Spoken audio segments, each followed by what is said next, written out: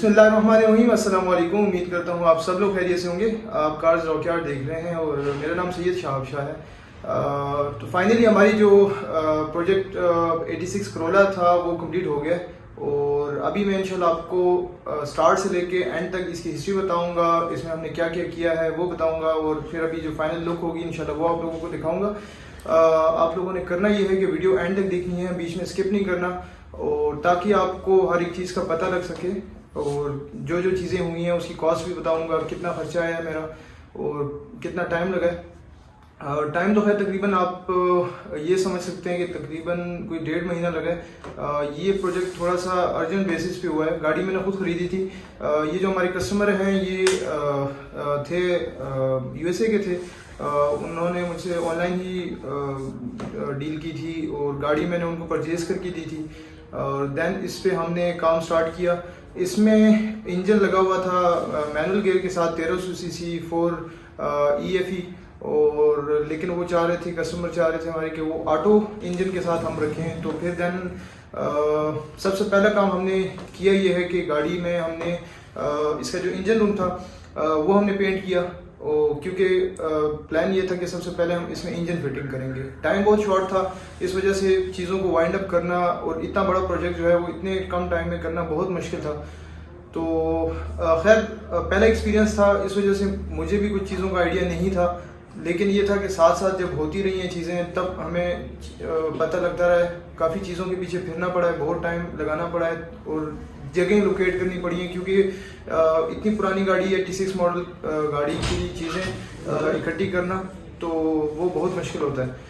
तो पहले तो ये होता है कि आप अगर नॉर्मल जो भी गाड़ियाँ हैं, मेरान होगी, कल्टस होगी, VXR होगी, इनमें ये होता है कि आपको कहीं से भी इसके पार्ट्स वगैरह कुछ भी मिल जाते हैं। लेकिन ये इतनी पुरानी गाड़ी को फिर आप रिबिल्ड करना, आपको पहले जगहों को लोकेट करना पड़ता है कि कहाँ से आपको बेस्ट चीज़ मिलेगी।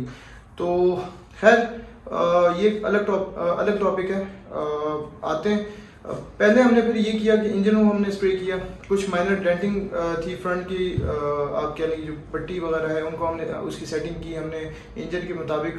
और इंजन हमने इसमें VVTi आप 1NZ जो इंजन है प्रोबॉक्स का 1NZ FE, ये 1500 सीसी इंजन होता है, काफ़ी पावरफुल होता है ऑटोमेटिक। तो हमने इसमें वो इंस्टॉल किया और इसमें फाउंडेशंस में हमें कुछ अल्ट्रेशन करनी पड़ी। टाइम चेन में जो फाउंडेशन था उसमें कुछ सेटिंग करनी पड़ी। देन फाइनली जो इंजन की प्लेसमेंट थी, जो स्वैप था वो कंप्लीट हुआ और तकरीबन उस पर आप कह सकते हैं कि 2 से ढाई हफ्ते लगे। बीच में तकरीबन 1 हफ्ता मुसलसल बारिशें हुई जिसकी वजह से हमारा काम भी काफ़ी रुक गया था। तो वो देन उसके बाद जब हमारा इंजन उसकी फिटिंग्स कंप्लीट हुई, देन हमने किया ये कि हमने ऑलमोस्ट मेरे पास आप कह लें कि 2 से ढाई हफ्ते रह गए थे। तो उसमें फिर मैंने ये किया कि इसकी हमने डेंटिंग की सारी, और पेंट का जो कलर था असल में ऑलरेडी गाड़ी मेटालिक कलर में थी, आप कह लें स्काई ब्लू कलर था इसका, और हमने इसको टोटली ग्रे मेटालिक कलर में शिफ्ट करना था। सिल्वर में कुछ शेड आते हैं ये, तो हमने उसमें शिफ्ट करना था मेटालिक को। फिर दोबारा दूसरा कलर हमें देना, वो भी आपको अंदाज़ा है इस बात का कि बहुत मुश्किल काम है। तो हमने तकरीबन 1 से 1.5 हफ्ता इसकी डेंटिंग पे लगाया और तकरीबन आप कह लें कि 1 हफ्ते के अंदर हमने इसको पेंट किया। और पेंट होने के बाद अब फिर जब जो मुश्किल फेज़ था उसकी हर एक चीज़, जो इंटीरियर की चीज़ें थी, एक्सटीरियर की चीज़ें थी, जैसे कि गोले हो गए, ये सारी चीज़ें मिलना, छोटी छोटी चीज़ें मिलना, ये बहुत मुश्किल होता है। और आप भी जब अगर इनकेस आप इतनी पुरानी गाड़ी रिस्टोर करेंगे तो उसके लिए फिर मुझे टोटली आइडिया नहीं था कि यार मुझे गोले किधर से मिलेंगे, क्या करेंगे क्या नहीं करेंगे। वो अल्लाह का शुक्र है कि हर एक चीज़ मिलती गई, साथ साथ ढूंढते गए हम काफ़ी। एक चीज़ पे कभी कभी ये होता था कि मेरा एक चीज़ पे दिन भी लग जाता था, पूरा 4-5 घंटे मुख्तलिफ शॉप्स पर जाना, फिर उधर से पता करना कि यार कौन सी चीज़ कहाँ से मिलेगी। तो वो सब हुआ। इंटीरियर का हमने ये किया कि इसका हमने डैशबोर्ड स्प्रे किया मैट ब्लैक कलर में। इसका इंटीरियर जो था वो ब्लू कलर में था, डार्क ब्लू कलर में था, उसको हमने टोटली शिफ्ट किया मैट ब्लैक कलर में और उसको इसका डैशबोर्ड पेंट किया। देन जो सीटें थी वो हमने इसकी रिस्टोर की, उसको भी हमने जो विड्स की पोशिंग है वो हमने इसकी की, जो विड्स की क्लॉथिंग आई हुई है वो सारी, तो हमने वो की। देन जो फ्लोर मैटिंग थी वो हमने की और और जो रूफ मैटिंग थी वो की हमने। इसके अलावा डोर ट्रिम्स पर अगर मैं आता हूँ तो डोर ट्रिम्स मुझे लोकल मिल रहे थे 5 से 6 हज़ार रुपये के, जो आते हैं स्पेयर पार्ट के होते हैं, वो यहीं पे बनते हैं, तो वो मुझे मिल रहे थे। लेकिन मुझे उसका एक तो वो कलर ब्राउन कलर में था और उसकी क्वालिटी भी मुझे पसंद नहीं आई। देन मुझे तकरीबन 2 दिन लगे और 2 दिन मैं मार्केट में फिरता रहा। मुझे जेन्युइन जो डोर ट्रिम्स थे एंड में मुझे वो मिले, काफ़ी कॉस्टली भी मिले। उसमें भी हमें फिर ये करना पड़ा कि उसके हमें गत्ते वगैरह जो ट्रिम्स थे, छोटे मोटे जो चीज़ें थी, वो हमें दोबारा उसको रिफर्ब करना पड़ा, उसको रिस्टोर करना पड़ा। और मकसद ये था कि चीज़ मुझे जेन्युइन मिले, तो वो मिली मुझे। देन हम आते हैं डोर के लॉक्स पर। अच्छा, इसके जो अपने लॉक्स थे डोर के, एक तो की लॉकिंग सिस्टम होता है और एक फिर जो लॉकिंग सिस्टम होता है डोर्स का, तो वो मैंने इसमें फिट किया है एक्सएलआई GLI जो 14-15 मॉडल की गाड़ी होती है, उसके जो डोर लॉक्स होते हैं वो हमने इस गाड़ी में फिट किए हैं। तो वो काफ़ी बेहतरीन आए, एक अच्छी चीज़ थी, एक पहला एक्सपेरिमेंट था, वो भी काफ़ी अच्छा रहा, तो हमने वो किया। देन इसके सस्पेंशन पर आते हैं हम। तो सस्पेंशन में हमने इसमें काफ़ी सारी चेंजेस की। पहले तो हमने इसको कैम्बर्ड किया, इसमें हम कॉइलोवर्स लगाए, HKS के कॉइलोवर्स लगाए मैंने इसमें, और ब्लेड्स के कॉइलोवर्स, फ्रंट में ब्लेड्स के कॉइलोवर्स लगाए, बैक साइड पे HKS के लगाए। असल में जो कस्टमर थे उन्होंने पहले, उनकी डिमांड ये थी कि यार आप इसको लो प्रोफाइल टायर लगाएं विद रिम, देन जो है कॉइलोवर्स लगाएं। तो हमने यही किया कि पहले हमने इसमें लो प्रोफाइल टायर लगाया 16 के रिम के साथ, 16 इंच का रिम था और काफ़ी वाइड टायर था, लो प्रोफाइल भी था। तो उससे ये हुआ कि गाड़ी बहुत ज़्यादा हार्ड हो गई थी। तो जब हमने ड्राइव की तो वो स्मूथनेस, असल में कस्टमर को वो स्मूथनेस चाहिए थी। देन हमने फिर दोबारा ये किया कि हमने दोबारा उसका सस्पेंशन खोला और उसके अपने जो जेन्युइन 86 के शॉक्स होते हैं हमने वो इंस्टॉल किए, और विद जो है हमने ब्रिजस्टोन का 15 इंच का टायर लगाया, और रिम हमने इसको बिल्कुल जो जापानीज रिम आते हैं, एलॉयज नहीं थे, सिंपल रिम जो आते हैं, तो हमने फिर इसमें वो इंस्टॉल किए ताकि गाड़ी की जो कंफर्टेबिलिटी है वो दोबारा से वापस अपनी जगह पे आ जाए। तो सस्पेंशन हमने इसका फिर वापस स्टॉक कर दिया।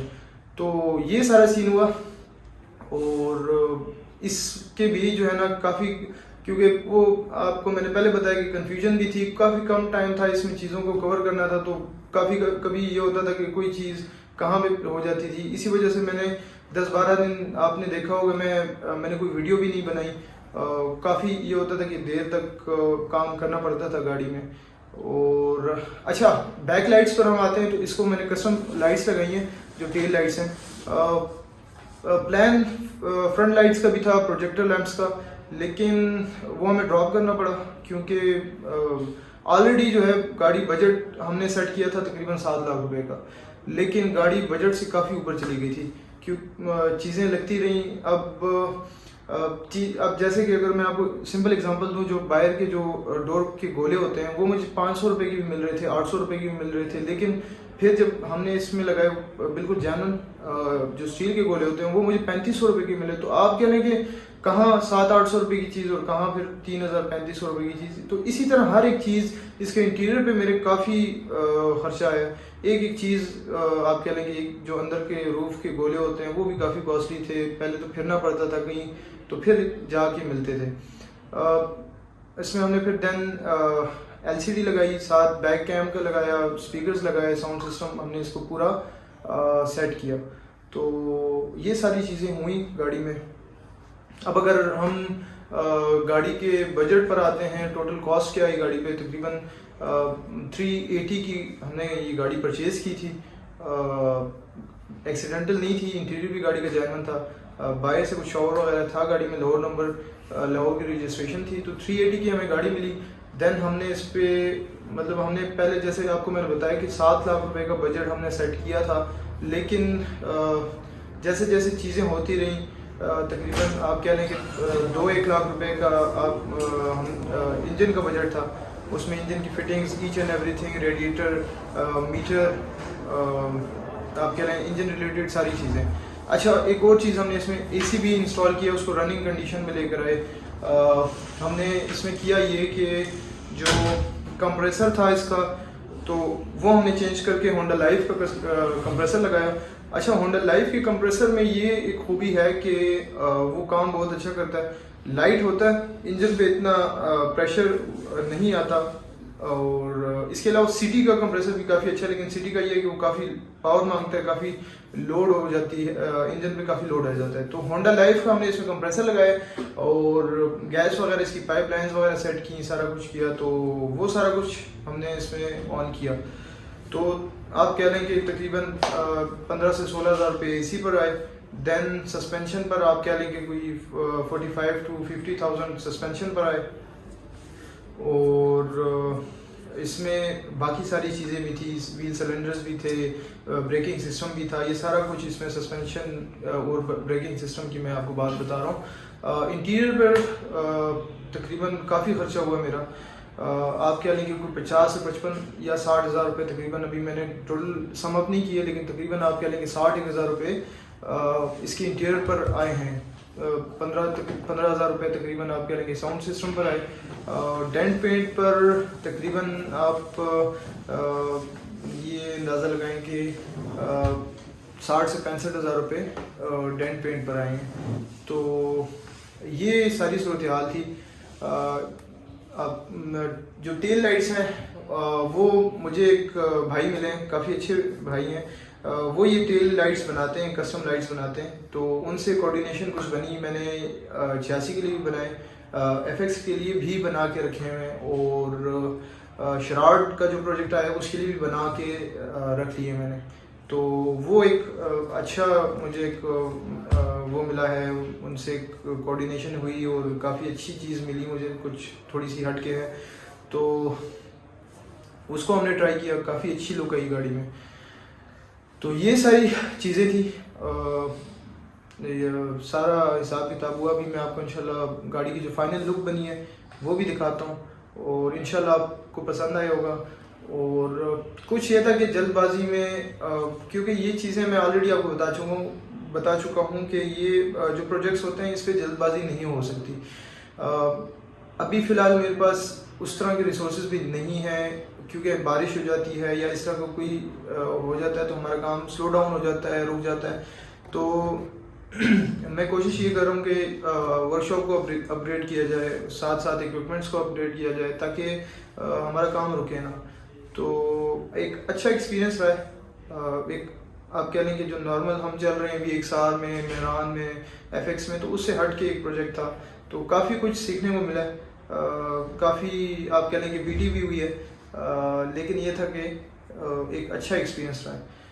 तो उम्मीद करता हूँ आप लोगों को वीडियो पसंद आई होगी। अगर आप मेरे चैनल पे नए हैं, चैनल ज़रूर सब्सक्राइब करें, और कमेंट में बताइएगा कि आपको ये जो हमारा प्रोजेक्ट था वो कैसा लगा। मैं समझ सकता हूँ क्योंकि टाइम की लिमिटेशन की वजह से मैंने अपनी पूरी कोशिश की है। हो सकता है मुझसे कुछ ना कुछ इसमें रह गया हो, लेकिन फिर भी ये था कि मैंने 100% अपना दे के एक चीज़ हम आपके सामने लेकर आए, और इंशाल्लाह आगे भी आप लोगों के सामने लेकर आते रहेंगे।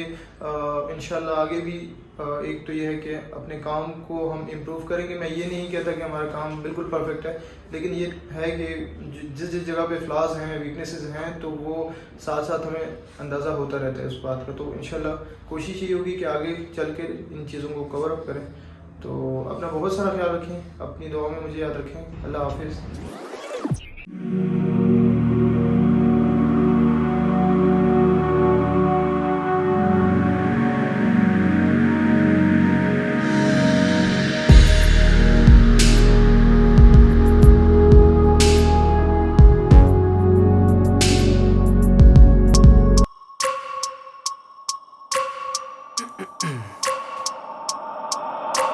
I wake up every minute with the fever dreams. I push my mind to a limit where it needs to be. I work blind, got vision I don't need to see. I'm picking my